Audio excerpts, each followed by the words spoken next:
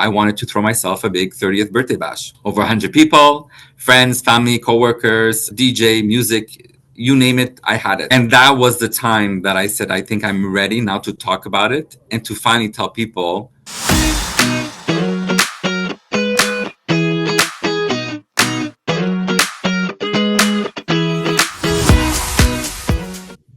Hi, everyone. Welcome back to this week's episode on Take a Pain Check. Today's guest is the founder and creator of the annual fundraiser gala, Let's Get Loud for AS, in support of the Canadian Spondyloarthritis Association. Michael was suffering with symptoms 2 years before being diagnosed at the age of 28. He couldn't do the simple stuff like putting on a pair of socks, driving a car, and this really affected his mental health. Since then, he's turned his life around and turned it into a happy and positive experience. Michael, I'm really excited to have you today on today's podcast episode. Can you start off by telling me a little bit about yourself? So your background, your education, what you're up to professionally, and what your interests are outside of work. Awesome. Thank you so much, Natasha, for having me. And thank you to Take a Pain Check podcast for having me as one of your guests. It's my honor to be here and also to share my news story. But a bit about me. Obviously, I'm born and raised here in Montreal with an Italian ethnicity background. Big family, as you can imagine. My education background, I am in HR management, and also I'm a paralegal. I have a paralegal law degree, which I'm able to practice in the province of Quebec. My interests, so right now, obviously, as you can see, I'm at work, and I'm the regional HR director for the BRIC for the province of Quebec. And my interests outside of work, I would say, is pretty much the normal. I think I enjoy hiking, going on trips, trying different foods from different cultures, and really being in that immersive space. I also enjoy bike riding when I can, and I'm a huge soccer fan, of course. And what I'm aiming for the future professionally, but also growth, is to continue on being on a positive path in my medical journey, but also one day to be the national HR director of the BRIC or of, that's my next career step goal. That's amazing. Thank you so much for sharing that. You really seem like a busy person doing a lot and having so many interests and passions. So it's so great to hear about them. I wanted to talk a little bit and kind of get back to the beginning of, why you're on this podcast. So you're on this podcast because you are living with a rheumatic disease, so axial spondyloarthritis. Can you tell me a little bit about, your diagnosis journey? Why did you have to go see the doctor? What was that journey like? I always get this question because, as you know, it's different for every patient. So I'm just speaking for my journey and how I felt things were wrong with my body. So obviously, let's rewind a bit. Ankylosing spondylitis. Ankylosing spondylitis, it took me a mouthful and a long time to understand what those words meant. What do I have?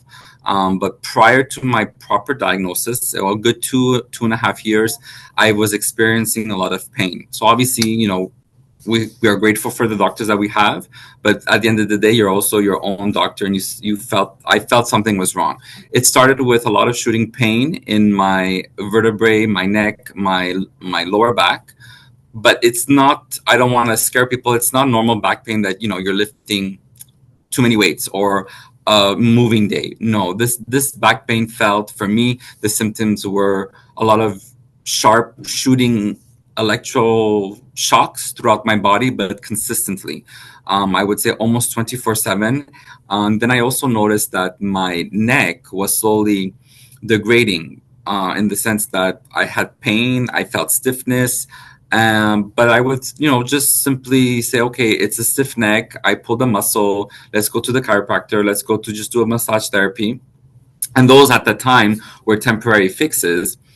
But then I've noticed that the pain intensified, it got worse, and it was consistent. I mean, it's not normal to have a stiff neck, or as we say in French, a torticolis, every day or almost weekly. That's not normal. So that was my big major sign. But I think, and I always say that's my timeline in my story, in my journey, is that there was one day after, going to different practitioners, chiropractors, massage therapy, hot saunas, that acupunctures that kind of were working, but kind of not. There was that one moment in time that I just couldn't get out of bed anymore. And I felt that my body was shutting down in the sense of all my muscles, my nerves, the pain was consistently there. And I'm someone that can tolerate pain and discomfort, but when I raise my flag, it really means I'm in danger. Something is happening. And unfortunately, at that time, I couldn't get out of bed. I was rushed to the hospital. Obviously, doctors, I remember vaguely being hooked up to different types of machines, different testings, blood tests, heart rate. Obviously, the first time being rushed to the hospital in ambulance, my heart rate was out of whack. So doctors were trying to understand what was going on. And at that time, I believe I was 27. And they're like, it doesn't make sense. He's healthy. He's in shape. What is happening? And obviously, the underlining of the ankylosing spondylitis, the inflammation, was happening. And in my simplest terms, exploded. So even though all that episode, I was in the hospital maybe for a good 3 days under surveillance, one of the doctors in the emergency simply said, "Oh, you have juvenile arthritis. Take Celebrex," which is basically a medication for people who have arthritis, just to help you with the pain. Obviously, that wasn't the case. So fast forward, I would say a good 6 to 8 months. I noticed that I had trouble walking. I couldn't walk anymore without keeping my knees bent, which clearly wasn't normal. I had trouble going up the stairs. And as you mentioned earlier, Natasha, I couldn't drive a car anymore. And I just felt my world was crumbling at such a young age that no one understood what was going on. And I felt alone. Finally being on the list. So obviously one doctor said, I think this has to do more with the rheumatology department. I'll have to get you on the waiting list. Long story short, fast forward, I finally saw one of the head rheumatologists here in Montreal at the Jewish General Hospital. Without even doing any proper testing, said that I had ankylosing spondylitis. So after getting the proper MRIs, the special blood test for the inflammation, so on and so forth, I was actually happy that I have something because I'm able to now tackle it with the doctor. So those were kind of, I'm giving you obviously a rundown of my journey, of my symptoms, because obviously it varies from one person to the next. But it's just, if you're not going through it, it's very hard to explain. But the only thing I can say for people to give a visual representation, it's like when we used to watch those cartoons and those gargoyles, when they just freeze in time and they can't move. Obviously, they're made out of rock. That's exactly how I felt. And also today, for those that see me or that know me, that 12-13% of mobility that I lost on my neck, unfortunately, is I will never get it back, even with the treatment medications that I'm on. But that's something that I learned to adapt with. Thanks for sharing that. I feel like that's definitely a lot, and a lot of different symptoms, a lot of different, I guess, ways of living that you had to change just because you also knew how to live life without the diagnosis. And that's super similar to me. Like, I was diagnosed with juvenile arthritis at 13, so I knew life without it and with it, and then how to adapt. And it seems pretty similar to you. Very similar. Learning those like adaptation skills or how to ensure that you have less pain is super important. How did that happen? Like, what were the techniques and tools you used to make sure that you were living in less pain? It's all till today. It's always a struggle, but it's much better now. It's always in the back of my mind. But it's just, how do I live with the pain? I mean, yes, I'm on the medication treatment that we'll speak probably later on.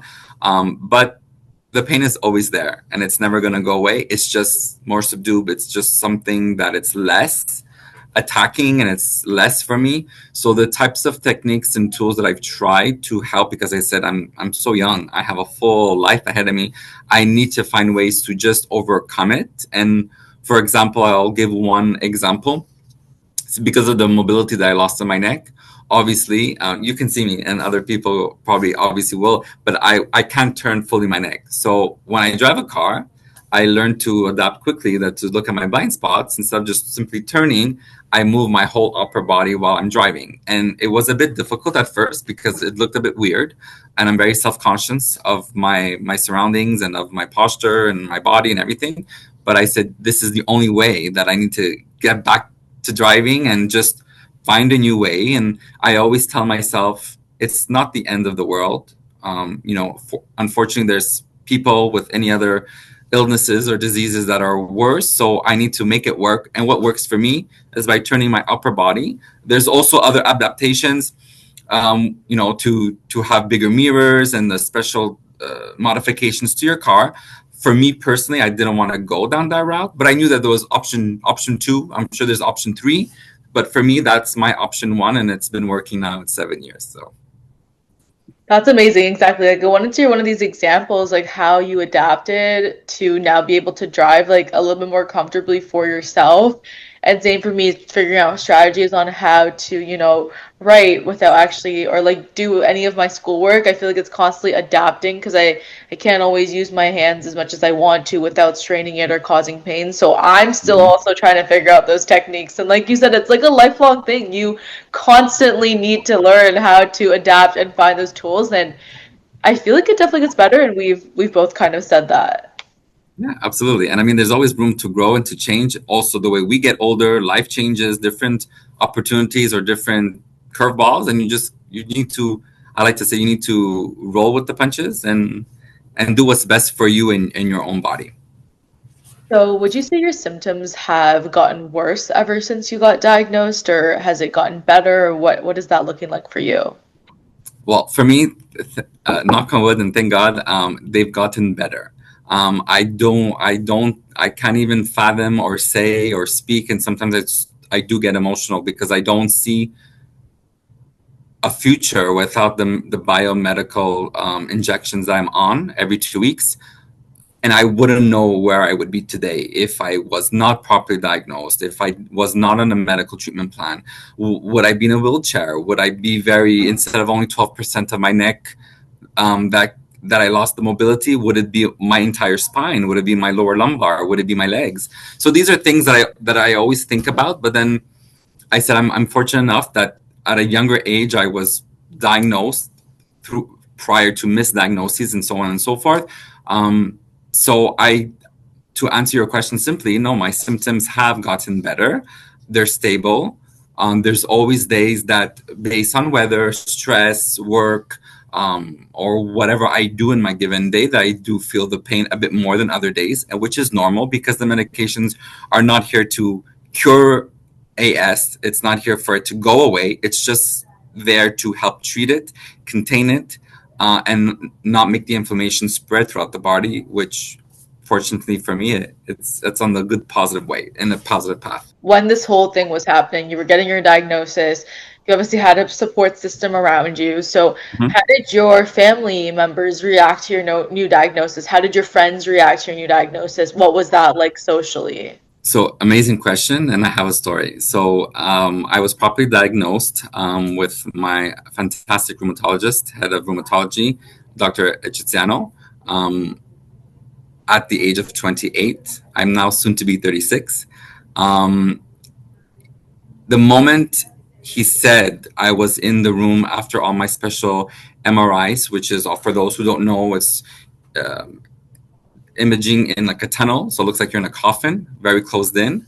And I'm also claustrophobic, so they had to do in two parts for my vertebrae up to my midriff, and then my midriff all the way down to my legs, which lasted 2 sessions of 45 minutes each. So you can imagine the panic that I was having internally, just to be proper, just to show where the inflammations are and where it's attacking, and the urgency of the situation, different blood testing. So when he said, finally, when we got all the results, I was there with my parents. And when he said that, I have to announce that you have AS, all I remember till to this day is the wails of my mother, because she understood MS. And at a young age, and for those individuals who have MS, it can lead or can be potentially life-threatening. So I'll never forget that moment. And obviously, the doctor realized that he held back and said, no, let's restart. AS, Ankylosing Spondylitis. So he explained in the most simplest terms what it is, that it's not life-threatening, that it's not curable. However, it's treatable for me to live a better life. So that was something that I took, I would say, bad. I mean, obviously, nobody wants to hear bad news, especially when it comes to your health. And I didn't want any of my family members or friends to know. Because I didn't even know what it really was. Yes, he did an amazing explanation. Yes, obviously there's Google, but I recommend do not Google anything because even from a cold, it looks like at the end of the day it could be something worse. So don't Google. That was my mistake. Um, so at the age of 28 to 30, I was trying to rebuild, change, roll with the punches, right? So at the age of 30, I decided finally. So obviously, family members, aunts, uncles, cousins, really close friends were always saying, "Michael, are you okay? Like you don't look good. Something's wrong with your neck, your legs."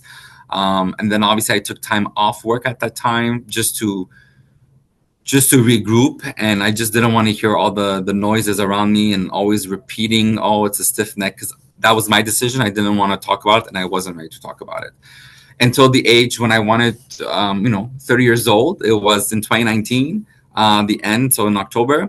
And then obviously we had COVID in March. So October 2019 was my 30th birthday. And I said, I want to do, given the last 2.5 years that were painful, horrible, I want to forget. I wanted to throw myself a big 30th birthday bash. Over 100 people, friends, family, coworkers, DJ, music, you name it, I had it. And that was the time that I said, I think I'm ready now to talk about it and to finally tell people to answer all their questions. So I made it, yes, about my birthday, about a celebration, but also to say, like, you know what? Instead of repeating the story hundreds of times to different variations of people, they're all in one room. I have to say it once. It's like ripping off the band-aid, get it over with. And it was the reactions from people was actually surprising because some people didn't even realize there was something wrong with me. Some people that did, but they never thought it was to this extent. And some people were like, what's AS? And you saw them Googling and like they were like, oh my God, you I can't believe you don't look sick. And it's considered an autoimmune disease disorder. Like it's not just a cold that we're talking about. It's not a fever. So it was nice to see the different types of reactions and support.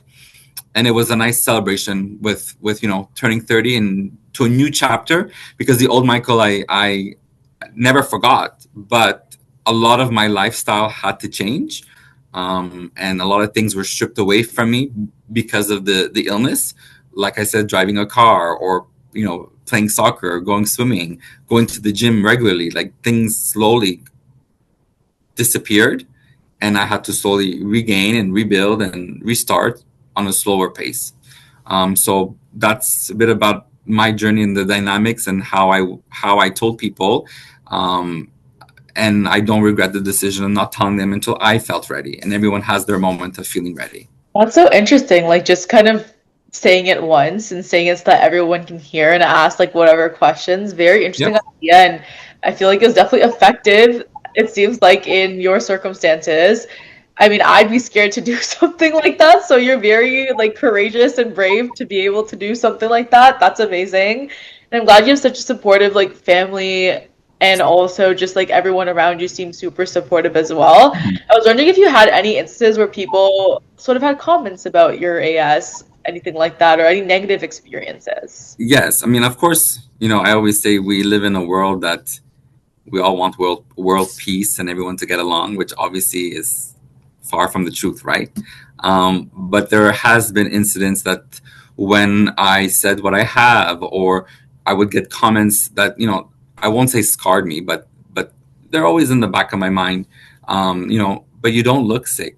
I don't understand. Like, what is this? Is this something that you can pass on to your future kids? Is this something that are you able to have like a relationship? Is this something that is it transferable? So there was a lot of I would say, I guess, negative comments, or in nicest terms, ignorance. And not to discredit them, because I didn't know what AS is, or ankylosing spondylitis, and the effects and the aftermaths. And 7 years ago, I it was even less known than now. So you can just imagine, and the progression that is made, and with Take a Pain Check podcast, and with the Canadian Spondyloarthritis Association, and all these different venues that speak on our behalf and our voices.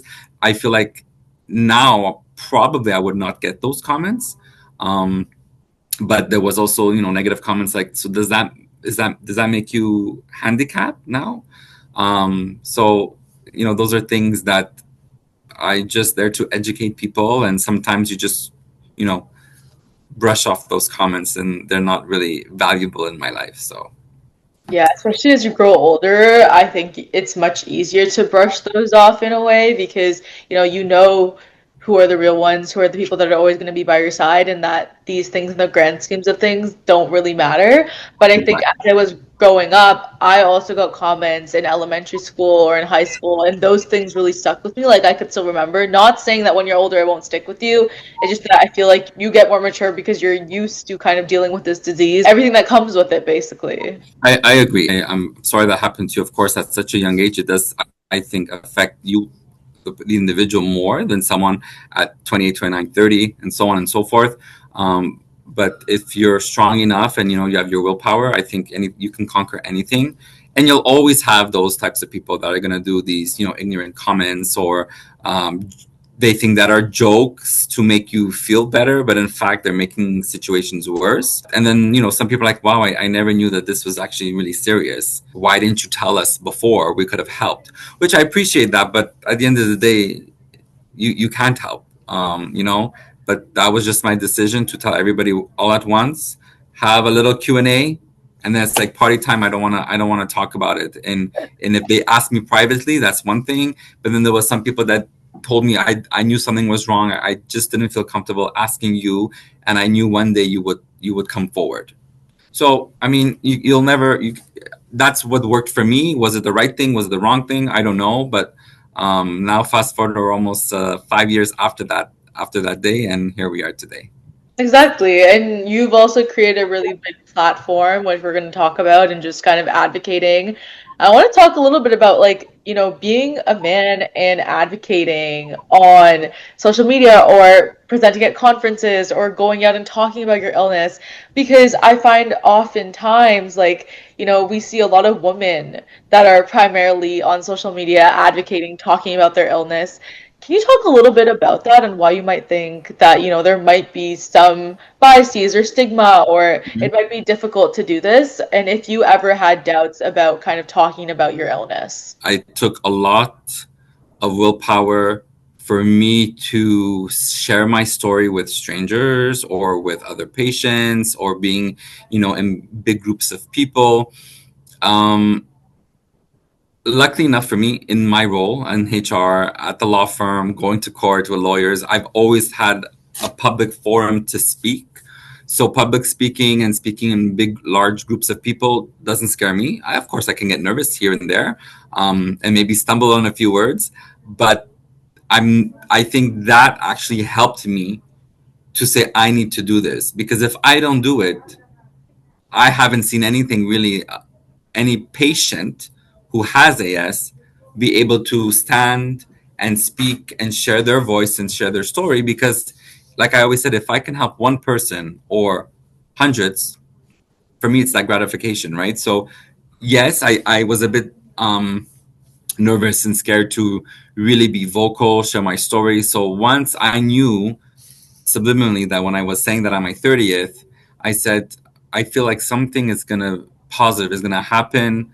Something is, not everyone will feel comfortable. And I know some people who have AS who come to the fundraiser gala who always tell me what you've did and what you're doing, social media, podcasts, conference, I would never be able to do, and I don't want to do. I don't want to share my story. I'm too embarrassed. I just need to contain it, which is fine. Everybody has their own journey. But I think I always make a joke, like I don't consider myself a public figure. By all means, I'm not. But when I'm, in a Starbucks, or when I'm, I don't know, somewhere, and I hear, hey, excuse me, are you Let's Get Loud for AS? I laugh now, but the impact, so it just proves the impact, what it can do. And then I find out that they came to the gala, or they heard about the gala and they want to come next year. And so the social media, which is free advertising for the gala and to share my story, it actually works, and and resonates with people who know of someone that has AS, or know someone that might have ALS or MS, which is all part of the same family, if you will, under the same umbrella. So it's also nice to know that my voice and my story is being heard. And if I can offer advice, or if I can offer hope and some positivity, because there is hope and there's always a light at the end of the dark tunnel, because I was in a very dark space. Um, I'm here to offer, my help and the support with the CSA and the Montreal Support Group. Um, People appreciate it. So, I mean, now I feel like I'm on a train, fast paced, that I can't and will not get off from. So, and here I am today. Oh, that's amazing. Thanks for sharing that. And it's definitely hard to share your story, no matter who you are and what your lived experience is, and then having like other kind of things and factors that, you know, kind of influence you whether you should or shouldn't share your story. I mean, you're really brave, and that's amazing that you were able to do so much with your diagnosis. And I think it'll be able to inspire others like who might be listening and who may be like, I'm scared to talk about my story. I feel like, there's not many people like me, and then they'll see you and they'll probably be inspired. And I hope that's the case because this is I the hope whole so. goal of what we're doing. I want to talk about, how did your diagnosis impact your love life? Like, is there anything related to like dating and having a chronic illness that was impacted? I mean, of course, I'm very naturally. I'm someone that's very self-conscious of, everything. I mean, I'm also a perfectionist, which can be a double-edged sword. Like, how do I look? This hair is misplaced, or I want, this shirt. That's just a micro problem. But when I was diagnosed, and then trying to understand what's happening to my body with the inflammation, with the nerves, with the bones, and at that time, like almost like 7 years ago now, I was very hunched. So uh, dating or relationships was literally at the end of my list. I couldn't drive. I feel like I couldn't even put on a pair of socks, as you mentioned earlier on, which is all true for me. So I'm like, I'm never gonna find someone. I want to start a family. I always had this fear that closed me in. So anyone else that's suffering or had similar symptoms or similar mindset mentally, you're not alone, and it's very normal.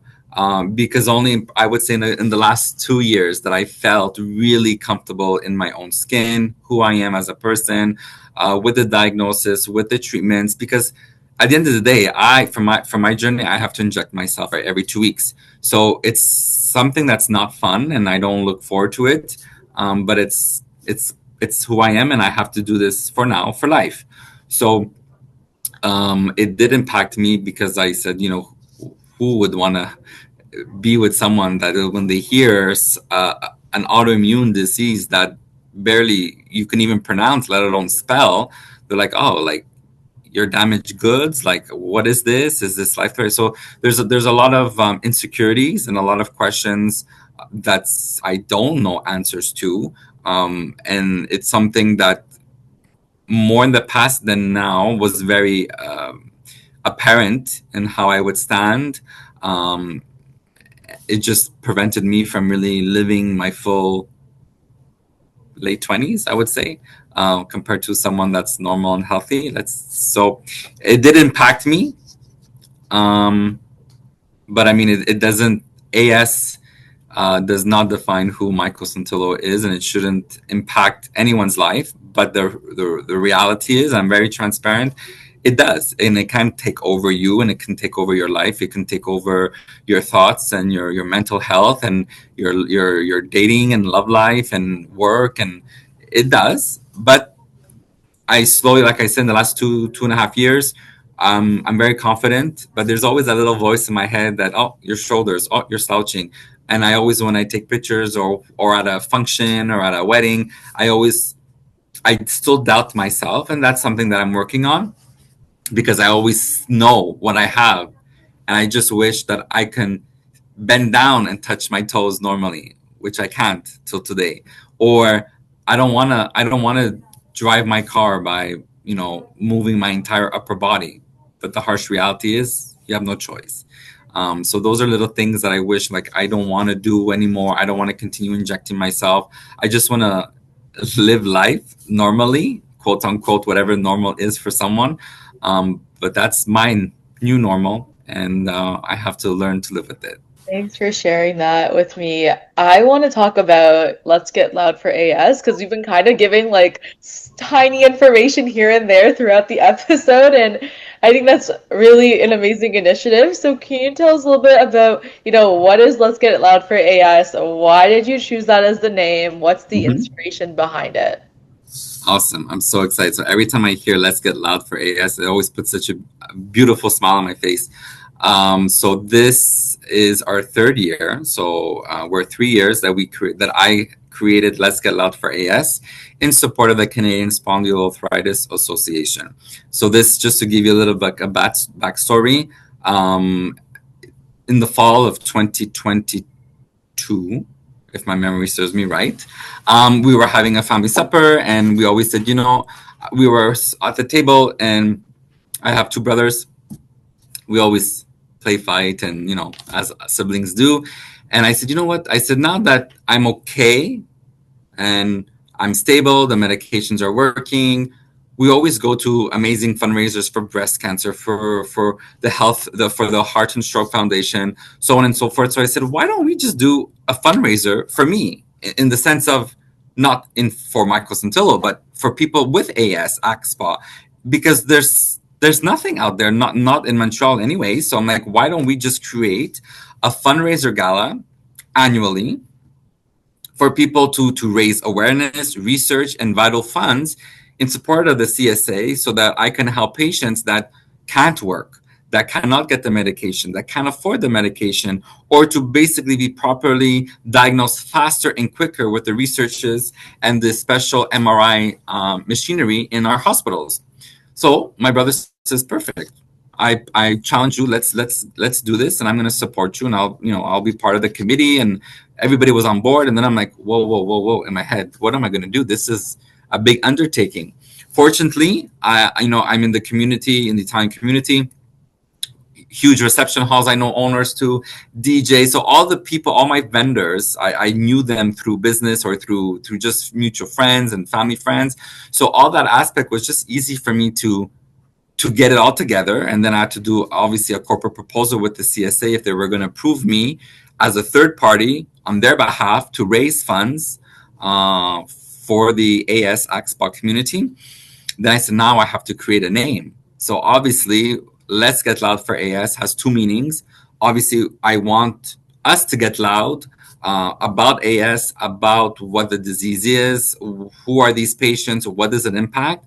But obviously, when I was in my dark period, and I was having mental health challenges, there was one day that I did hear the song, as we all know, from Jennifer Lopez, "Let's Get Loud," which we all hear at weddings, at parties. It's a party song, but I was obviously not in a party mood. But when I heard it, there's a song lyric and a verse in that song that I'm sure a lot of us, and including me, never paid attention to, which is, if you want to live your life, live it all the way and don't you waste it. And I think that was when I had like my aha moment, and I said, this is a perfect name. Let's Get Loud for AS. And also, that's my motto, is that helped me within that 6 period time frame to get out of depression, anxiety, and not leaving the house and not being sad for myself. So when I heard that verse, if you want to live your life, live it all the way, don't you waste it, that's exactly, I think it just, like I said, was my aha moment. And then everything was in a snowball effect. Everything passed super fast. I got approved. I was meeting with the board of the board of directors for the CSA. They loved the idea. They loved the inspiration. They loved my story. I got my brother Anthony, who's now part of my committee as a treasurer.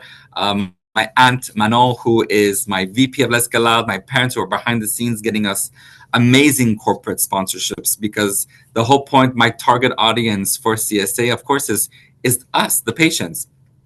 I have a wonderful handful of patients with AS who come to the gala. I have doctors, rheumatologists, a lot of healthcare professionals, and then also obviously my corporate sponsors who sponsor tables and who give corporate sponsorship money for the gala, for CSA.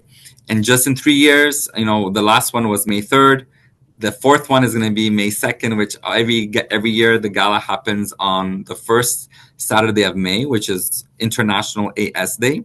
And just in 3 years, we actually raised $250,000 net, $250,000 for CSA, which I still get shivers. I'm so grateful for all the corporate sponsors, for all the attendees, normal guests, healthcare professionals, other AS patients, because these vital funds, and I do see a difference. I do see that, patients in the CSA support group of Montreal that I'm the administrator in, they say, Michael, thank you so much. The CSA helped me, cover my medications for the last 3 months with funds from Let's Get Loud, or I got a faster diagnosis, through referrals to go see your doctor or to go to the Montreal Jewish General Hospital. So I see the impact that it has.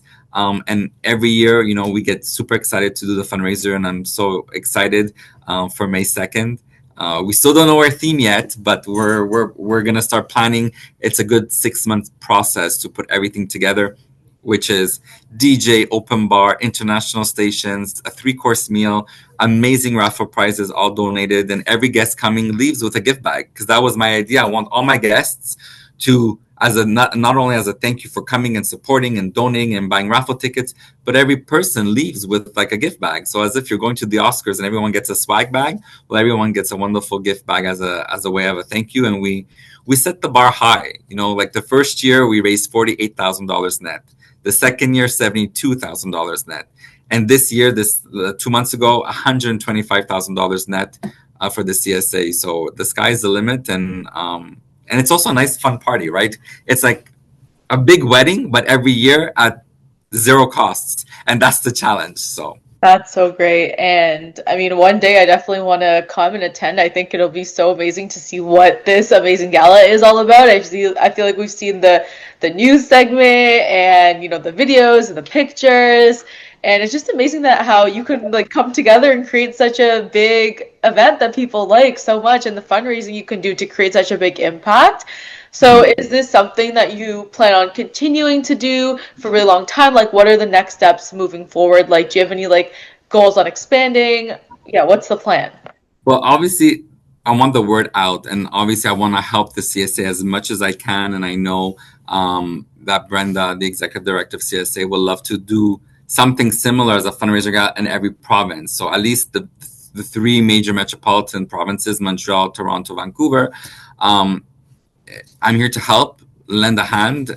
And it's not easy. I'm not going to say that it's easy. It was easier for me and my committee because we knew certain vendors that would be supportive, would be the corporate sponsorships, will help us start versus starting from scratch. That I have to give it to them. That's of course, but it's something that, for it to be a success the way that it is, we need those corporates. We need the big guns coming and buying. We have a corporate proposal and buying those $10,000 tables, 6,000, 3,000, based on different tiers, platinum, gold, or silver, because a good 2/3 of the hall of the guests are corporate sponsors.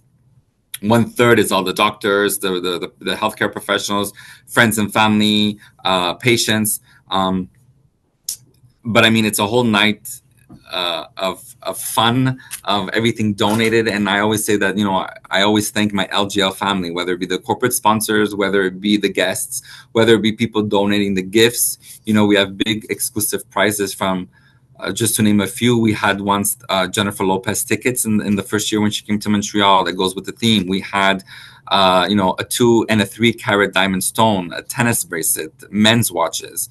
We had a Grand Prix weekend. We had Smeg appliances, so high-end quality gifts that were donated, so that people can want to buy raffle tickets, and everything is net profits for the CSA and to help AS and AXPA patients across the country, as I mentioned, and the research. And, I don't want to stop. For sure, my short-term goal is I'm already trying to think we're only going to be year 4. What am I going to do at year 5? It's like our 50-year anniversary. But my long-term goal is I would like to at least do 10-year. But I would like to at least do a big shebang for year 5. So I have some ideas, but we're starting to finalize ideas for year 4.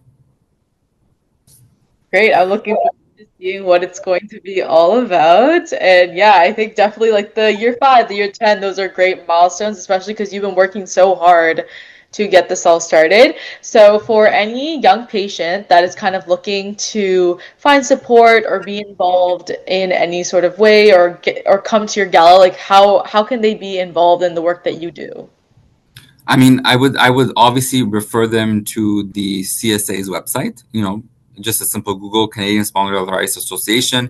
There's also a link there that says if you want to be part of the Montreal or whichever province you're from, click on the support group and you can actually talk with other AXPA patients and see how you can help. Here in Montreal, you can always within the CSA website. You have our website, the LGL as.ca website, where you're able to help if you want to help, if you know any connections, if you want to assist and be a guest at the gala.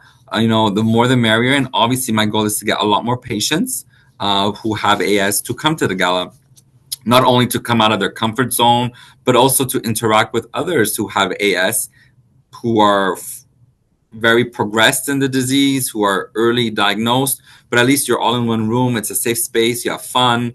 And it's about us. So, whoever's listening, whoever wants to come, who has AS, I really encourage you to, drop an email on Instagram, on our website, or a simple email. And we're here to help and to redirect you in the proper channels. And, hopefully we get to see each other in person. And it's a great evening of dancing, of food, of raffle prizes, and it's also just to be also that feeling of that you're not alone.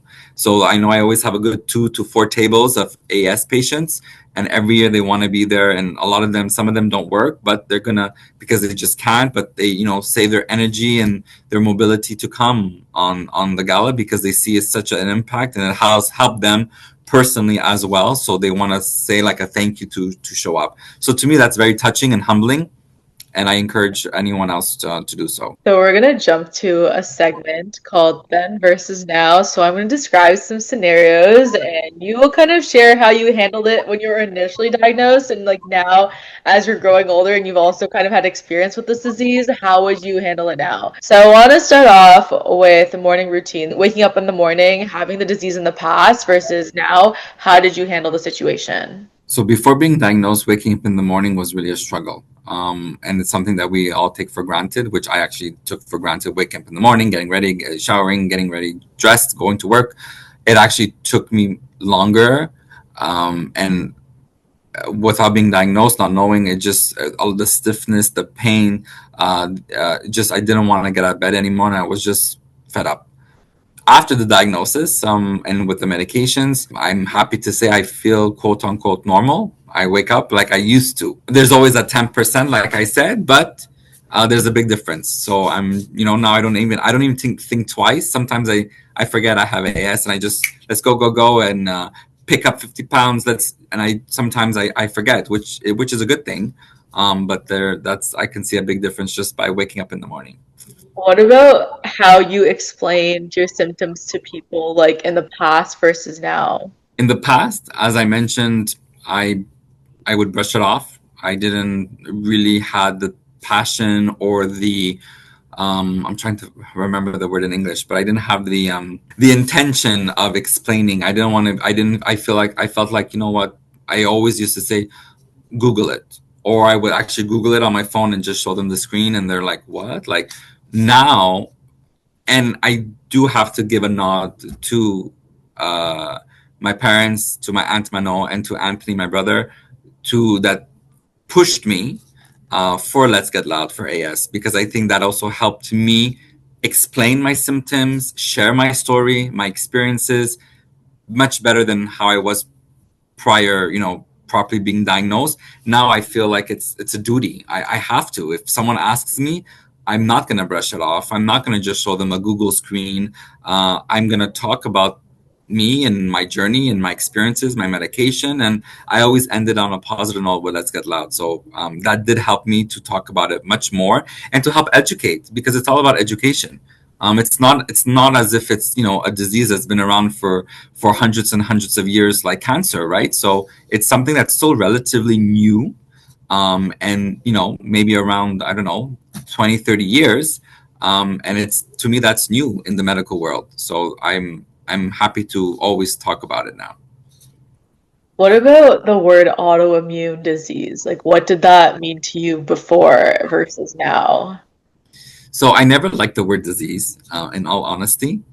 So when I heard autoimmune disease, at first I said, "What is this?" This, like, to me, it's bad. I guess it's society or how we're brought up. You hear disease, you always think the worst.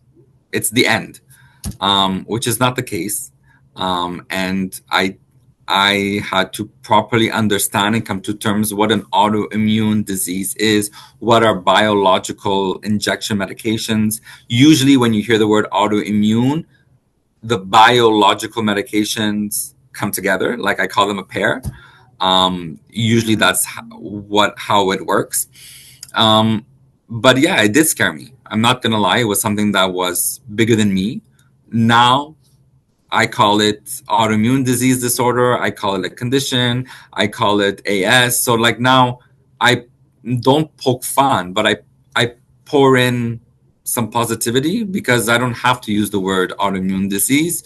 And if for those, when I say what I have, they can Google, they'll know better what it means.